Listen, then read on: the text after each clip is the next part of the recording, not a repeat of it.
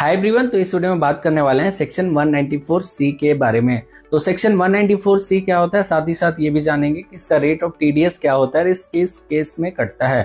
तो अगर आप एक कॉन्ट्रैक्टर हैं, सब कॉन्ट्रैक्टर, आप एक सिंगल कॉन्ट्रैक्ट करते हैं 30,000 से ज्यादा, या फिर पूरा साल में अगर आप कॉन्ट्रैक्ट का सर्विस देते हैं 1 लाख से ज्यादा, तो उस केस में आपका टीडीएस डिडक्ट होने लगता है। तो इस केस में आपका जो अमाउंट होता है उस पे टीडीएस डिडक्ट करके आपको मिलता है। अगर एग्जांपल के तौर पे देखें, अगर आप एक कॉन्ट्रैक्टर हैं या फिर सब कॉन्ट्रैक्टर, आपको कहीं से कॉन्ट्रैक्ट का पैसा आने वाला है, तो आपको जो अमाउंट रिसीव होगा वो टीडीएस अमाउंट 1%/2% डिडक्ट करके ही अमाउंट रिसीव होगा। एग्जांपल के तौर पे देखें तो अगर आप 2 लाख का काम करते हैं, अगर 1% टीडीएस आप पे एप्लीकेबल है तो 2 लाख का 1% 2000 आपको डिडक्ट करके मिलेगा, यानी कि 1,98,000।